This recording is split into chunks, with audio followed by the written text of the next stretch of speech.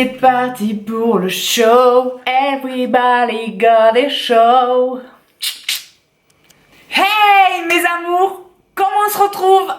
Donc oui, je m'excuse, j'ai un peu de retard dans les vidéos, en plus aujourd'hui il fait pas beau, mais je me suis motivée pour vous et surtout parce que c'est un book haul et je sais que vous adorez les book hauls. Donc c'est parti, même si celui-ci, vous allez voir, il est light. Il y a vraiment pas grand chose. Donc à la fin, vous pourrez m'applaudir parce que j'ai vraiment pas craqué ce mois-ci. Mais vraiment. Donc go! Et pour commencer ce book haul, on va parler d'une collection de 6 livres qui me faisait énormément envie.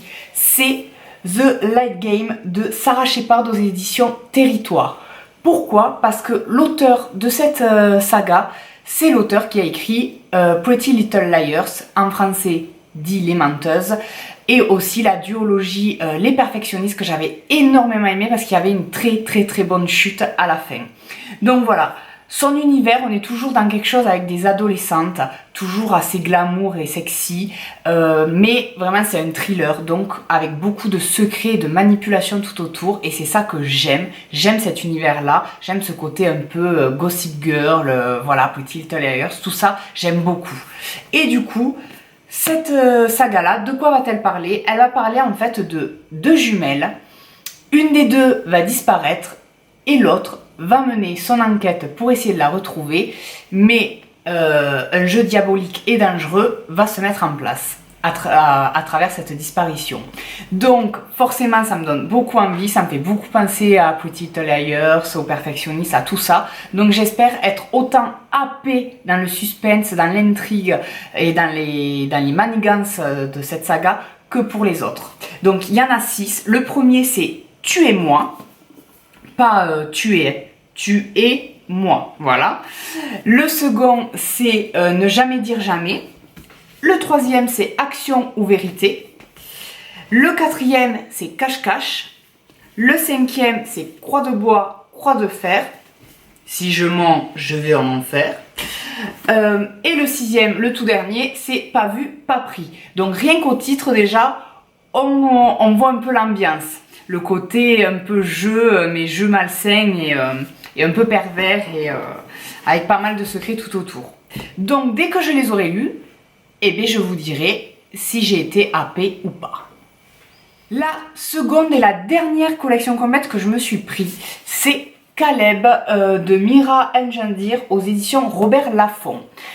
Donc il y a le 1, il y a le 2, il y a le 3, donc vous l'avez compris, c'est une trilogie. Bravo! Donc du coup, de quoi ça va parler? Ça va parler de Caleb qui a 19 ans et qui descend d'une très longue lignée d'Irlandais. Et cette famille irlandaise lui a donné un don très particulier puisqu'il est empathe. Être empathe, ça veut dire tout simplement être empathique. Donc il peut ressentir, contrôler, manipuler les émotions des autres. Sauf que ce qui m'a attiré dans cette collection dont Margot Liseuse a parlé, c'est que là, le héros, Caleb, va se servir de ce don-là à mauvais escient. C'est-à-dire que vraiment, on va suivre quelqu'un, entre guillemets, de mauvais. Voilà, on a toujours l'habitude de suivre les 3/4 du temps des personnages avec des valeurs, des principes, avec beaucoup de bonté, etc. Là, pas du tout, apparemment, c'est vraiment un personnage qui veut faire le mal et qui aime faire le mal. D'ailleurs, c'est pour ça que sur la couverture, vous avez « C'est si bon d'être mauvais ». Donc voilà, donc il me tarde beaucoup d'avoir cette vision des choses, ce côté-là. Donc c'est pour ça que ça m'a attiré et que je les ai pris. Je vous dirai si ça m'a plu et si du coup ça m'a donné envie d'être mauvais, voilà. Mais je pense que vraiment ça peut être pas mal du tout, surtout que le principe du don d'empathe qu'il a, c'est pas très courant dans les livres. C'est un don qui n'est pas très mis en avant la plupart du temps. Donc vraiment, ça a l'air vraiment très bon, quoi. Très mauvais. Et là, je vais vous parler d'un livre que j'aurais dû recevoir à Noël, mais ma meilleure amie l'ayant oublié, je ne l'ai reçu que récemment. C'est The One de Daniel Swarens-Baker aux éditions Hugo Roman New Way. Donc ça, de quoi ça va parler? C'est une dystopie. Ça se passe donc dans un univers qu'on connaît, comme sur Terre, comme chez nous, sauf que on va suivre Cody, qui est une jeune fille qui fait partie des 1% de la population qu'on appelle les The Ones, qui sont des personnes qui à la naissance ont été modifiées génétiquement et qui donc sont parfaits. Ils sont beaux, ils sont intelligents, ils sont en pleine santé, bref, voilà, ils ont tout pour eux, sauf que forcément ça crée des jalousies et des envies, donc du coup un grand nombre de la population n'est pas d'accord avec ce système-là et va réussir, entre guillemets, à remporter un procès qui va rendre les The Ones, entre guillemets, illégal. C'est interdit de créer et d'être un The Ones. Donc du coup, on va suivre Cody dans sa lutte pour garder son identité et pour survivre dans cet univers-là qui les rejette alors que c'est eux qui les ont créés. Donc je pense que ça peut être vraiment pas mal. J'en ai entendu beaucoup de bien, donc à voir. Celui-ci, c'est le souffle des mots qui m'a donné envie de le lire. C'est Les Porteurs de Sequeva aux éditions Thierry Magnier. Donc là, le sujet est très particulier et si c'est bien écrit et s'il y a eu de super idées, ça peut être génialissime. Pourquoi? Du coup, c'est une dystopie aussi. Donc, dans cette nouvelle société, quand on est tous hermaphrodites. Et à l'âge de 16 ans, on choisit si on veut définitivement devenir une femme ou définitivement devenir un homme. Sauf que Matt, le garçon qu'on va suivre dans ce livre-là, sachez que ça sera une trilogie, donc il y a 2 autres tomes qui vont arriver, lui ne va pas pouvoir choisir puisqu'il est atteint d'une déficience.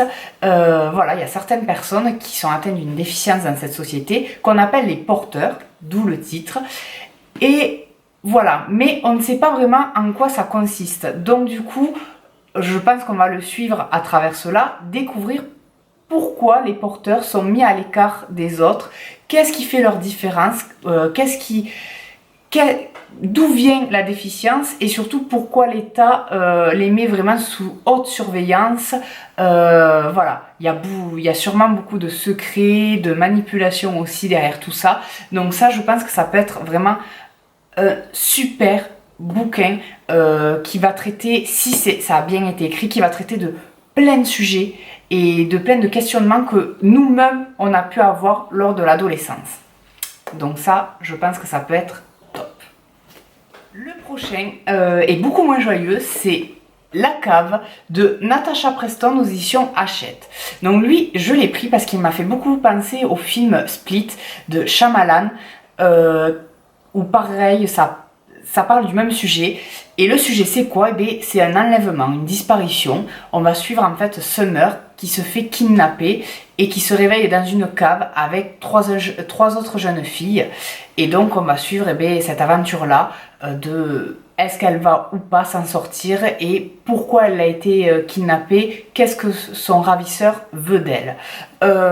Donc, le résumé dit qu'en gros, les 3 autres jeunes filles qui se trouvent dans la même cave qu'elle ont entre guillemets baissé les bras et entre guillemets ont accepté leur sort, mais Summer pas du tout. Et elle va tout faire pour s'en sortir et pour retrouver sa vie d'avant.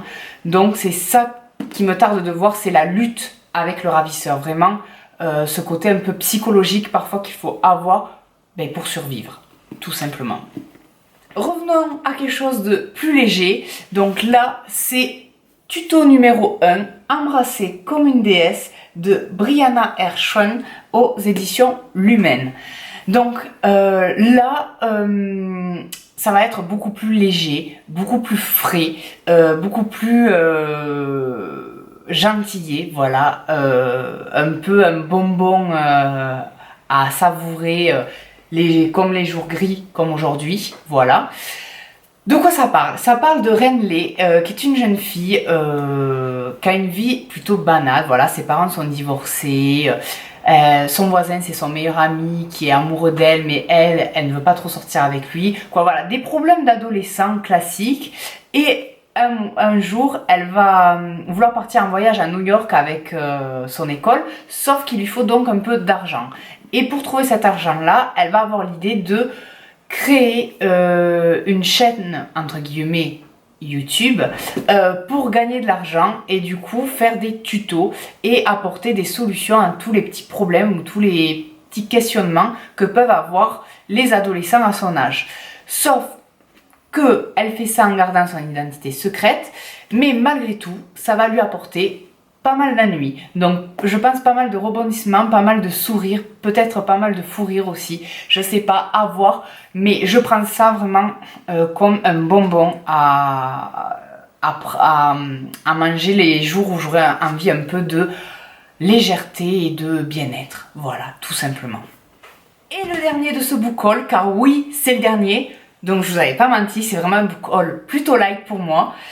C'est Nightfall de Jack Alpern et Peter Kojawski, j'espère que ça se dit comme ça, aux éditions Pocket Jeunesse.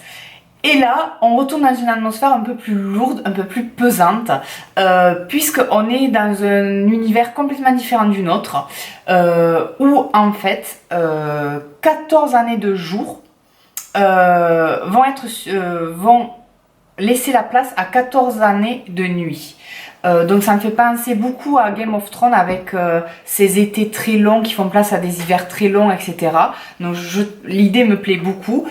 Et du coup on va suivre Marine, Kana et Liam qui en fait ne croient pas à cette légende-là que leurs parents leur racontent depuis qu'ils sont tout petits.